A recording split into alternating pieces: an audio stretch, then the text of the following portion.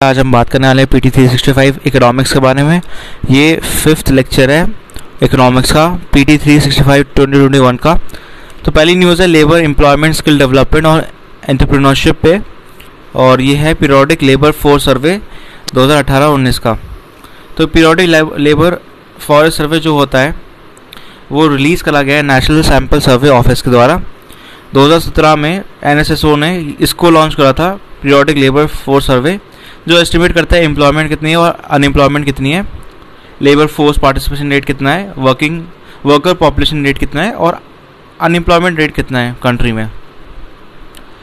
तो labour force participation rate define होता है परसेंटेज चेंज जो लेबर फोर्स पे होता है, जो बेसिकली काम देख रहे हैं या काम कर रहे हैं पॉपुलेशन में, उसको लेबर फोर्स पार्टिसिपेशन करते हैं। वर्कर पॉपुलेशन रेशियो वो है एक परसेंटेज है कि कितने लोग एम्प्लॉयड है पॉपुलेशन में। UR मतलब unemployment rate, percentage of person जो अनएम्प्लॉयमेंट है लेबर फोर्स में। ठीक है, तो हम इसमें कुछ स्टार्स देखेंगे जो इम्पोर्टेंट है। आप देख सकते हो अनएम्प्लॉयमेंट रेट जो है आपका 5.8 था 2018-19 का, और 17 का 6.1 है।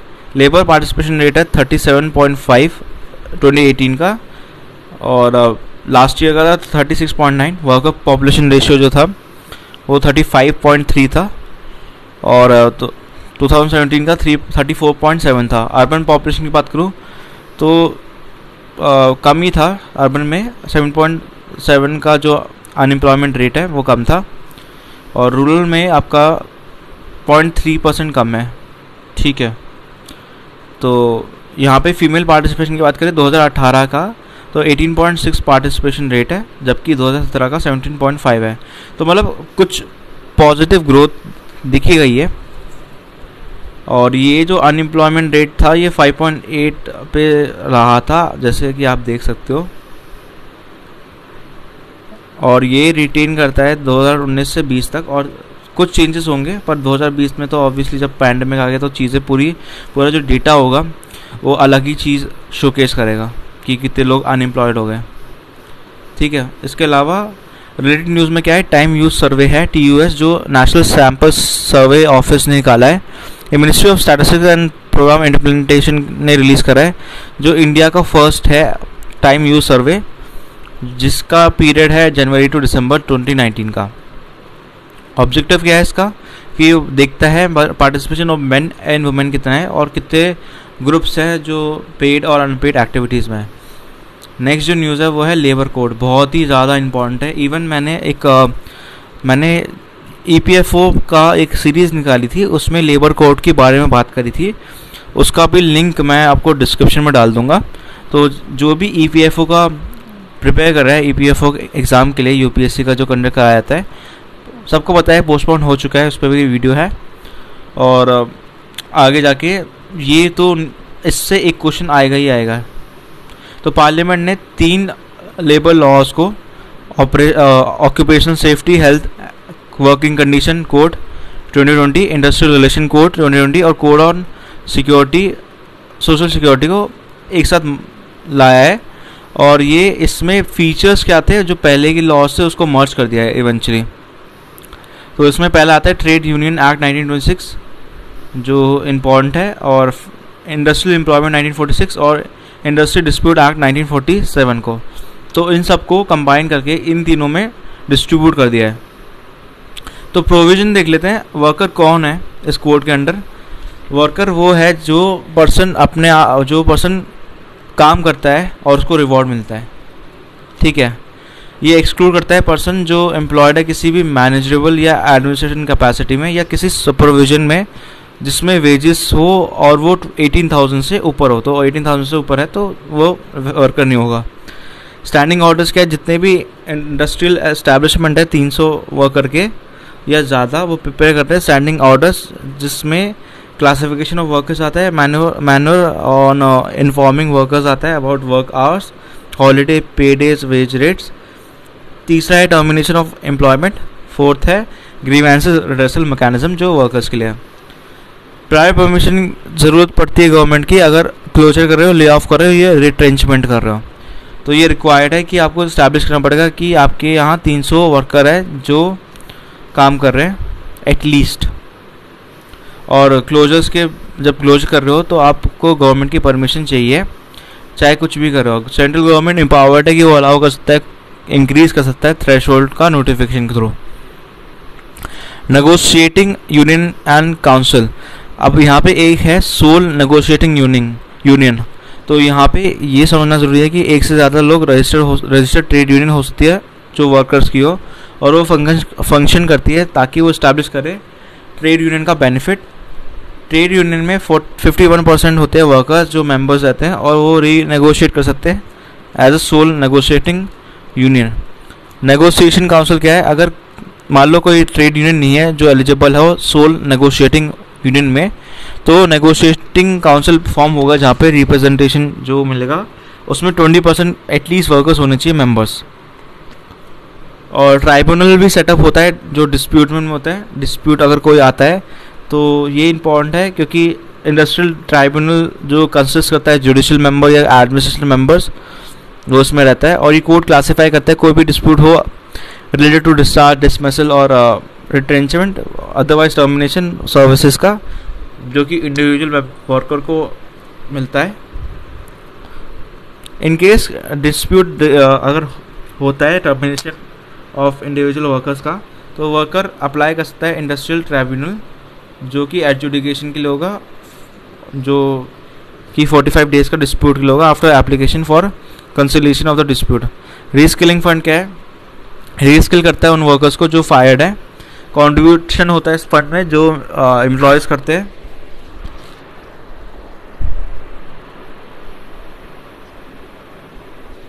और यहाँ पे एक इंडिविजुअल इस्टेब्लिशमेंट होता है जो देखते हैं 15 डेज़ का वर्क डेज जो कि वर्कर इमीडिएटली रिटेंचमेंट से पहले कंट्रीब्यूट करते हैं अदर सोर्सेज में। यहाँ पे रिलेटेड न्यूज़ क्या है, पहला है ड्राफ्ट IRC रूल्स जो फॉर्म्ड हुए थे, इंश्योर करता है टाइम बाउंड परमिशन कंपनीज का, रिटेंच करता है, ले ऑफ करता है, शट करते हैं बिजनेसेस। इस्टेब्लिशमेंट में एटलीस्ट 300 वर्कर्स चाहिए और परमिशन भी चाहिए होती है सेंटर से एटलीस्ट 15 डेज एडवांस की, ताकि वो ले ऑफ करें। 60 डेज़ का रिटेंचमेंट होता है, 90 डेज़ का क्लोजर होता है। गवर्नमेंट ने रिड्यूस करा है इन्फॉर्मेशन जो वर्कर्स का होता है at the time of retrenchment. Propose क्या है कि रिस्किल करे, फंड करे रिट्रेंच वर्कर्स को, और वर्कर्स इवेंचुअली उनको पैसा मिलेगा इलेक्ट्रॉनिकली जो रिस्किल होता है विद इन 2 मंथ्स रिट्रेंच का। जितने भी सारे एप्लीकेशन है related to notice, strike, lockdown, lockout और बड़ी सारी चीज़ें वो सबमिट होगी इलेक्ट्रॉनिकली। स्टेट गवर्नमेंट फाइनलाइज करेगी रूल्स जो पब्लिक कंट्रीब्यूशन के लिए होंगे। यहाँ पे यूटिलाइजेशन ऑफ फंड भी होगा, नेगोशिएटिंग काउंसिल होगा ट्रेड यूनियन का। नेक्स्ट जो न्यूज़ है वो है code and security, social security में है 2020 का। ये कोड रिप्लेस कर रहा है 9 लॉज जो पहले थे सोशल सिक्योरिटी के। इसमें एम्प्लॉयमेंट प्रोविडेंट फंड 1952 का एक्ट है, मैटरनिटी बेनिफिट है, और अनऑर्गेनाइज वर्कर्स सोशल सिक्योरिटी 2008 का है। प्रोविजन क्या है इसके, पहला है एप्लीकेबिलिटी, जो कोड है एप्लीकेबल है किसी भी इस्टेब्लिशमेंट में जो कि साइज होल्ड जिसने नोटिफाई करा सेंट्रल गवर्नमेंट के द्वारा। यहाँ पे सोशल सिक्योरिटी फंड क्रिएट करा जाएगा। ये कोड बोलता है सेंट्रल गवर्नमेंट एक सेटअप करेगा फंड जो अनऑर्गेनाइज वर्कर, गिग वर्कर्स या प्लेटफॉर्म वर्कर्स के लिए होंगे। फर्दर जो स्टेट गवर्नमेंट है वो एडमिनिस्ट्रेट करेगी, प्रिपेयर करेगी सोशल सिक्योरिटी फॉर्म या फंड जो अनऑर्गेनाइज वर्कर के लिए होंगे। प्रोविजन जैसे आधार कार्ड रजिस्ट्रेशन के लिए होगा जिसमें सेल्फ रजिस्ट्रेशन होगा अनऑर्गेनाइज वर्कर्स, गिग वर्कर्स और प्लेटफॉर्म वर्कर्स जो गवर्नमेंट सेक्टर के पोर्टल पे होगा। नेशनल सोशल सिक्योरिटी बोर्ड का जो पर्पस होगा वो वेलफेयर होगा और 3 कैटेगरीज जो ऊपर है उसको देखेगा और रिकमेंड करेगा, मॉनिटर करेगा कुछ स्कीम्स। ये ब्रॉडली इसमें 5-6 चीज़ें हैं वो हम देख लेते हैं। पहला है कि 5 रिप्रेजेंटेशन ऑफ एग्रीगेटर्स होगा जो नॉमिनेट करा जाएगा सेंट्रल गवर्नमेंट के द्वारा। 5 रिप्रेजेंटेशन ऑफ गिग वर्कर्स होगा, प्लेटफॉर्म वर्कर्स का होगा जो सेंट्रल गवर्नमेंट नॉमिनेट करेगी। डायरेक्टर जनरल होगा जो SIC का होगा। 5 रिप्रेजेंटेशन होगा स्टेट गवर्नमेंट का। कॉन्ट्रीब्यूशन फॉर स्कीम क्या है, गिग वर्कर्स और प्लेटफॉर्म वर्कर्स का होगा जो फंडेड होगा through combination of contribution state government या सेंट्रल गवर्नमेंट और एग्रीगेटर्स करेंगे। डेफिनेशन में चेंजेस आ गए, इसमें बड़ी सारी चीज़ें आगे से एम्प्लॉयज़ में वर्कर्स एम्प्लॉयड थ्रू कॉन्ट्रैक्टर्स भी आते हैं यहाँ पे, और इंटर स्टेट माइग्रेंट वर्कर्स भी आते हैं जो सेल्फ एम्प्लॉयड है, और प्लेटफॉर्म वर्कर्स आते हैं जो एडिशनल कैटेगरी सर्विसेज देते हैं जो कि गवर्नमेंट के द्वारा नोटिफाइड है। विजुअल ऑडियो प्रोडक्शन भी आते हैं, जैसे web series, talk show, reality show, ये सब, sports show. Term of eligibility, gratuity of for journalist, ये कोड रिड्यूस करता है ग्रेजुटी पीरियड 5 ईयर्स का टू 3 ईयर्स, ताकि जर्नलिज्म के लिए बहुत सही रहे। ऑफेंसेस क्या है यहाँ पे और पेनल्टीज़ क्या है, ये कोड चेंज करता है। पेनल्टीज सर्टन ऑफेंसेस के लिए, फॉर एग्जांपल मैक्सिमम इम्प्रिजनमेंट जो होता है वो ऑब्स्ट्रक्ट करता है एक इंस्पेक्टर को अपनी ड्यूटी परफॉर्म करने के लिए, और वो रिड्यूस करता है 1 years to 6 months. Additional powers दी जाती है एपिडेमिक में, ये कोड अप्लाई करता है नया क्लॉज जो कि एप्लीकेबल है अगर केसेस ऐसे कोविड-19 के केसेस आ गए। For example central government reduce कर सकता है या डिफर कर सकता है एम्प्लॉयमेंट या एम्प्लॉयर्स का कंट्रीब्यूशन अंडर पीएफ और ईएसआई, ये 3 महीने तक हो सकता है अगर पैंडेमिक हो या नेचुरल कुछ भी डिजास्टर हो, उसमें कर सकता है। नेक्स्ट जो न्यूज़ है वो है 5.2.3 जो कि बात करता है code on occupational safety, health and working condition. ये कंसोलिडेट करता है 12 या 13 जो एग्जिस्टिंग एक्ट से, हेल्थ सिक्योरिटी और वर्किंग कंडीशन से पहले, और ये इंक्लूड करता है बड़े सारे एक्ट को, जैसे फैक्ट्रीज एक्ट 1948, माइंस एक्ट 1952 और contract labour regulation abolition 1970। Major provision क्या है इसमें, थ्रेशोल्ड है जो कवरेज देता है इस्टेब्लिशमेंट को। पहली चीज़ फैक्ट्री डिफाइंड है, ये परमाइस है जहाँ पे मैन्युफैक्चरिंग प्रोसेस होती है, कैरीड आउट होती है, और एम्प्लॉयर के पास 20 एम्प्लॉय होने चाहिए। अगर जो प्रोसेस हो रहा है इसमें आपका पावर यूज़ हो रही है, अगर 40 लोग यूज़ होते हैं तो पावर नहीं यूज़ हो रही तो 40 लोग। एस्टैब्लिशमेंट इंगेज्ड है अगर हजार्डस एक्टिविटी में, तो उसमें इंक्लूड होता है एस्टैब्लिशमेंट जहाँ पे हजार्डस एक्टिविटी कैरिड आउट होती है रिगार्डलेस कितने नंबर ऑफ वर्कर्स है। कॉन्ट्रैक्ट वर्कर्स ये कोड अप्लाई होता है एस्टैब्लिशमेंट जो कॉन्ट्रैक्ट्स पे हो, इंक्लूडिंग जो ऑफिस सेंट्रल और स्टेट गवर्नमेंट के द्वारा होता है। इसमें एम्प्लॉयमेंट 50 से उससे ज़्यादा लोग होते हैं और on a day last 1 year, और प्रोहिबिट करता है कॉन्ट्रैक्ट लेबर कोर एक्टिविटीज़ में जो गवर्नमेंट के हिसाब से रेगुलेट होती है। और ये डिफाइन करता है list of non core activities जिसमें 11 वर्किंग चीज़ें आती हैं, जैसे सैनिटेशन वर्कर्स, सिक्योरिटी सर्विस और कोई भी एक्टिविटी जो टर्मिनेंट नेचर की हो।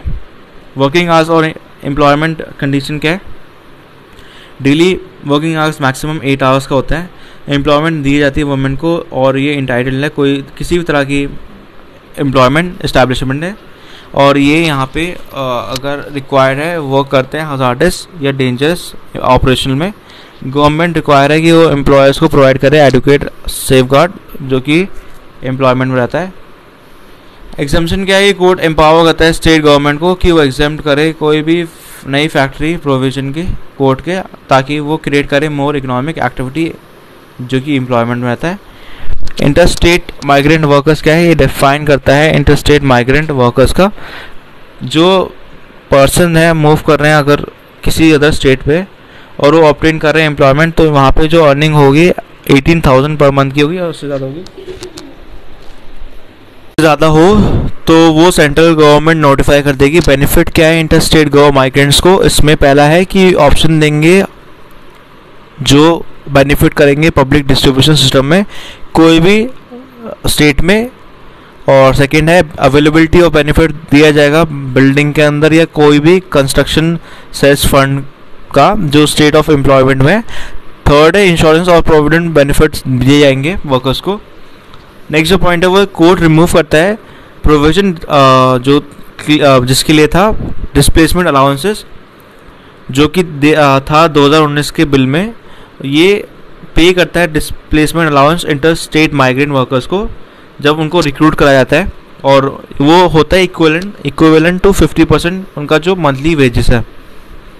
तो डेटाबेस भी क्रिएट कराया जाता है इंटर स्टेट माइग्रेंट्स का, सेंट्रल और स्टेट गवर्नमेंट मेंटेन करेगी, रिकॉर्ड करेगी जितने भी इंटर स्टेट माइग्रेंट्स हैं उनका एक पोर्टल होगा, और माइग्रेंट वर्कर्स को रजिस्टर करना पड़ेगा उस पोर्टल पे। किस बेसिस पे, सेल्फ डिक्लेरेशन और आधार पे।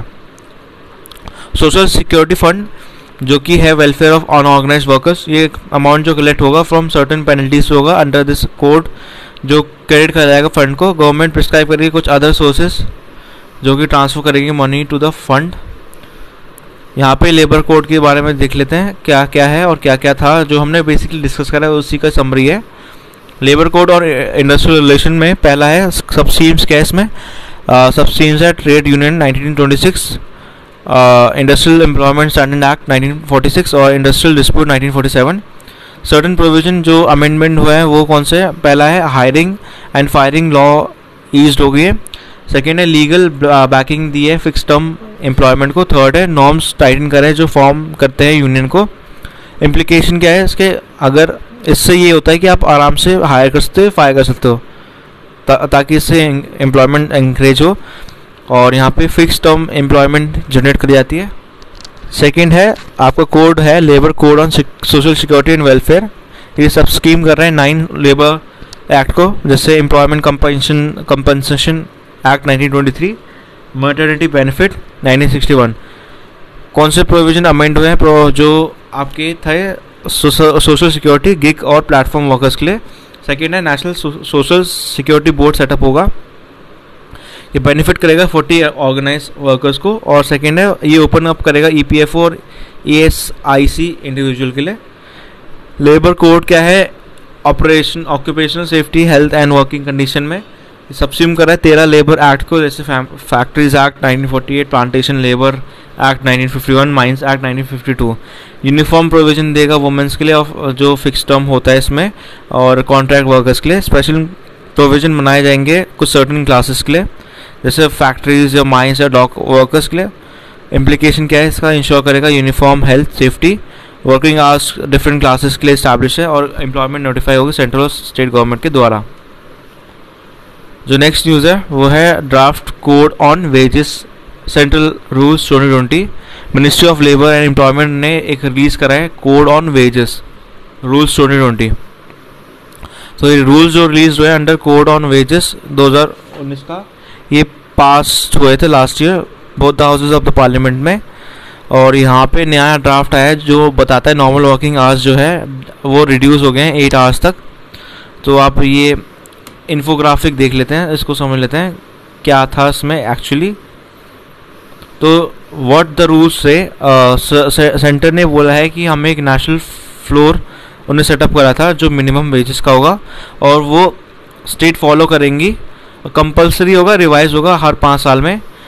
पहली बार क्या हुआ था, सेंटर ने प्रपोज करा था, सुप्रीम कोर्ट को फॉलो करा था उसकी एडवाइजरी जो कि 1992 में थी, और रिकमेंडेशन जो 15 इंडियन लेबर कॉन्फ्रेंस में हुई थी 1957 जो प्रिस्क्राइब करता है मिनिमम वेजेस का। थर्ड था मैनर ऑफ कैलकुलेटिंग था मिनिमम वेज रेट जो कि प्रिस्क्राइब नहीं था किसी गवर्नमेंट के रूल्स का, और ये ऑफन ये लिटिगेशन में आता था। फोर्थ पॉइंट ये है कि 25% मिनिमम वेज कंपोनेंट इंक्लूड करेगा एक्सपेंसेस वर्कर के फैमिली को, एजुकेशन का और जो भी मेडिकल नीड्स का है। फिफ्थ का है गवर्नमेंट देखेगी एक्सपेंडिचर वर्कर्स का और फैमिली टूवर्ड्स जो होगा क्लोथिंग, हाउस रेंट का, फ्यूल और इलेक्ट्रिसिटी का।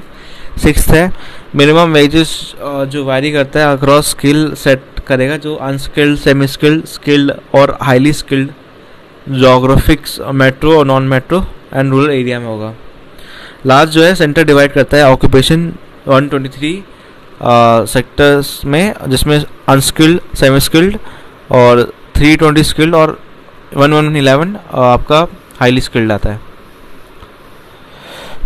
कोड ऑन वेजेस एक्ट जो हमने देखा है 2019 का, वो रिप्लेस करता है 4 एक्ट को, जो है payment of wages act 1936, minimum wages act 1948, payment of bonus act 1965, equal remuneration act 1976।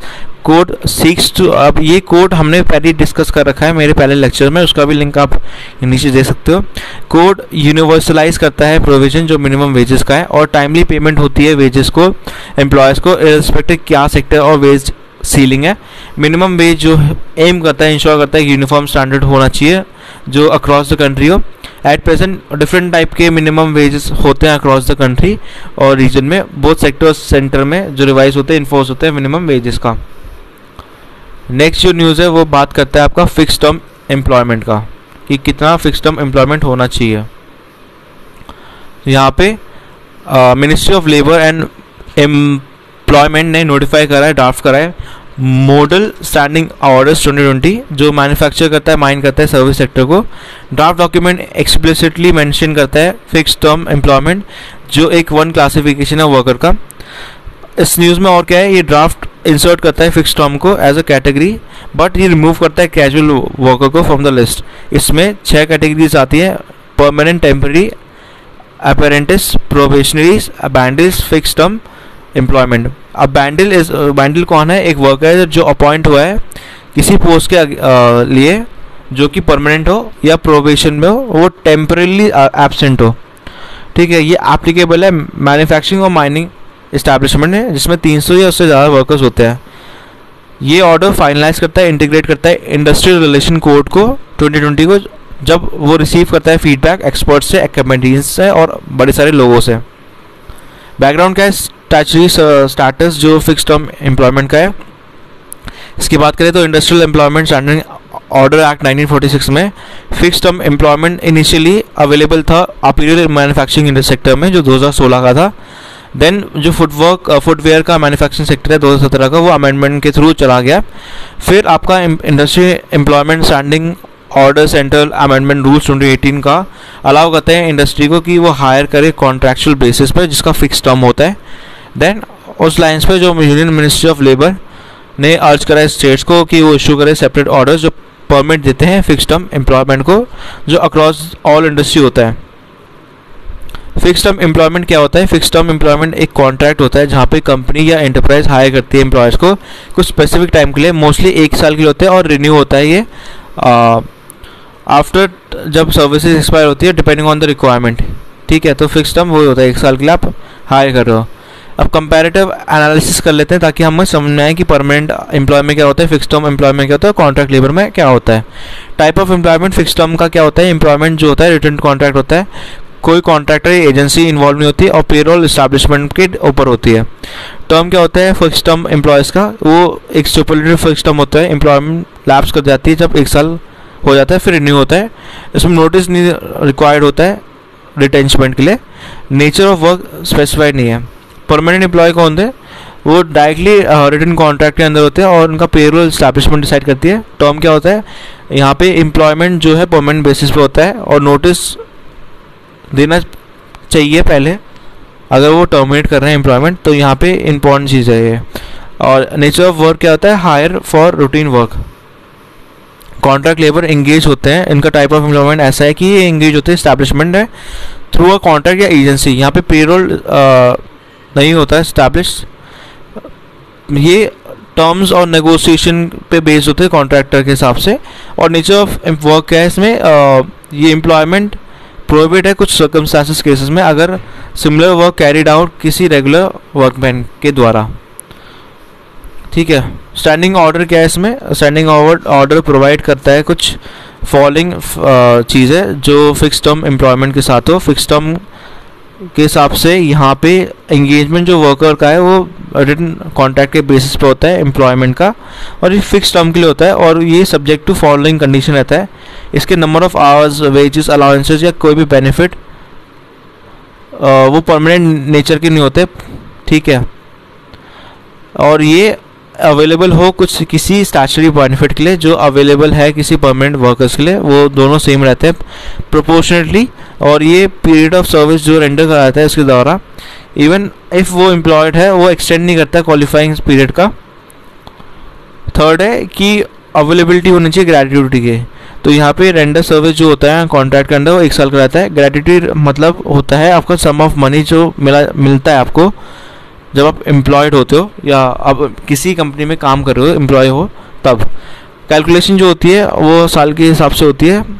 ठीक है, एम्प्लॉय को ग्रेट्युटी मिलती है वर्कर का 15 डेज वेजेस का। ये ऑर्डर क्लैरिफाइड है। टर्मिनेशन सर्विस जो वर्कर को मिलता है वो कंप्लीशन ऑफ टेन्योर वो कंसीडर नहीं करा जाता है एज अ रिटेंचमेंट। ड्राफ्ट प्रपोज करता है सैलरी पेमेंट जो कि ट्रांसपेरेंट है और जितने भी रेम्यूनरेशन है वो पेड होंगे with in maximum of 7 days जो कंप्लीशन ऑफ वर्क का आपका रहता है, वेजेस का रहता है। ये स्टेट करता है वेजेस रेट जो है डिस्प्लेड हो इलेक्ट्रॉनिक डिवाइस पे या नोटिस बोर्ड पे, वेबसाइट पे, ह्यूमन रिसोर्स पोर्टल पे या कोई भी इंडस्ट्रियल एस्टैब्लिशमेंट में जो हिंदी, इंग्लिश, लोकल लैंग्वेज में हो। मोस्ट कंट्रीज़ में क्या होता है, यहाँ पे कैप नहीं होता number of times private fix जो रिन्यू हो सकता है फिक्स टर्म के लिए इंडिया में। 5.5, 5.6 बहुत सारे न्यूज़। यहाँ पे हम बात करने वाले हैं अब नेक्स्ट न्यूज़ के बारे में, development with regard to skill development. बहुत इंपॉर्टेंट है ये। स्किल बिल्ड रीजनेट SBR और स्किल बिल्ड इनोवेशन कैंप, ये पार्टनर है मिनिस्ट्री ऑफ स्किल डेवलपमेंट और एंटरप्रेन्योरशिप और IBM के साथ। ये प्रोवाइड करता है जॉब सीकर को, एंटरप्रेन्योर्स को, कि वो एक्सेस कर सके फ्री ऑनलाइन कोर्स वर्क, और यहाँ पे मेंटोरिंग सपोर्ट मिल जाता है ताकि ये हेल्प करे रेलेवेंट कैरियर्स और बिजनेस पे। यहाँ पे SBIC का 10 वीक का प्रोग्राम होता है जो सपोर्ट करता है 100 आवर्स ऑफ स्ट्रक्चर लर्निंग, जो कि गेन करता है हैंड ऑन एक्सपीरियंस, जो प्रोजेक्ट एक्सपीरियंस होता है, और इन्हांस करता है लर्निंग और बिल्डिंग नेटवर्क, और इन्हांस करता है एम्प्लॉयबिलिटी।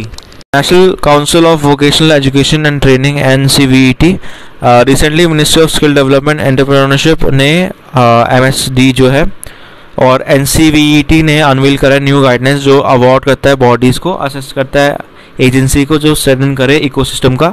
NCVET नोटिफाइड है ministry of skill development entrepreneurship 2018 का, और ये सब्स्यूम करता है जो एग्जिस्टिंग स्किल डेवलपमेंट बॉडीज़ है, जैसे national skill development agency, national council for आपका वोकेशनल ट्रेनिंग, जो कि ओवर अचीव करता है स्किल रेगुलेटरी ओवर आर्किंग करता है स्किल रेगुलेटर को। ये रेगुलेट करता है फंक्शनिंग जो एंगेज है वोकेशनल एजुकेशन और ट्रेनिंग में, शॉर्ट टर्म में लॉन्ग टर्म पे, स्टैब्लिश करता है minimum standard for functioning of such entity. ये ऑनलाइन जाता है एज अ लीडर प्रोजेक्ट्स का। गोल इसका है, गोल एक डिजिटल स्किल है जो मेंटोर करता है, इनिशिएट करता है, एंगेज होता है रिनाउंड लीडर्स और एक्सपर्ट में जिनका रिस्पेक्टिव डोमेन से, जो बिजनेस से, एजुकेशन से, हेल्थ पॉलिटिक्स से। पर्सनली मेंटोर करते हैं शेड्यूल्ड ट्राइब का जो यूथ है अक्रॉस इंडिया। इसका कोर एरियाज है digital literacy, life skills, leadership, entrepreneurship. इसका गोल जो लॉन्च हुआ था मिनिस्ट्री ऑफ ट्राइबल अफेयर्स के साथ हुआ था, फेसबुक के साथ इसका पार्टनरशिप था, इसलिए ये बहुत इंपॉर्टेंट है। लास्ट जो न्यूज़ है वो है the urban learning internship programme tulip का है। ये ट्यूलिप प्रोग्राम जो है प्रोवाइड करता है इंटर्नशिप अपॉर्चुनिटीज़ फ्रेश ग्रेजुएट्स को या अर्बन लोकल बॉडीज़ को या स्मार्ट सिटीज़ जो है। एप्लीकेशन जो होना चाहिए वो उन्हें कॉलेज के फाइनल ईयर कंप्लीट करना चाहिए और विद इन 18 मंथ्स होना चाहिए इनका। प्रोग्राम के पास कोई बजट नहीं है उसका, और ये प्रपोज जो है 2020 के अनाउंसमेंट में बजट में इंटीग्रेट करता है डिजिटल प्लेटफॉर्म को, जहाँ पे अलाउ करता है इंटर्न्स और ULB स्मार्ट सिटीज़ ताकि वो इंटरेक्ट करे, एंगेज करे एक रूफ के अंदर। MOHUA ने अंडरटेक करा है कैपेसिटी बिल्डिंग इनिशिएटिव जो पार्टनर करता है स्टेट गवर्नमेंट के द्वारा और इनेबल करता है ULB और स्मार्ट सिटीज़ अंडर ट्यूलिप। ठीक है, स्किल डेवलपमेंट इनिशिएटिव की बात कर लेते हैं जो इंटरनल एक्सटर्नल माइग्रेंट्स के हैं। पहला आपका सुदेश है skilled workers arrival database for employment support. ये एक जॉइंट इनिशिएटिव है मिनिस्ट्री ऑफ स्किल डेवलपमेंट और entrepreneurship, ministry of civil aviation, ministry of external affairs, बड़ी सारी मिनिस्ट्रीज में। और ये इनिशिएटिव कंडक्ट करता है स्किल मैपिंग एक्सरसाइज जो रिटर्न करता है सिटीजन को वंदे भारत एक्सप्रेस वंदे भारत मिशन के अंडर।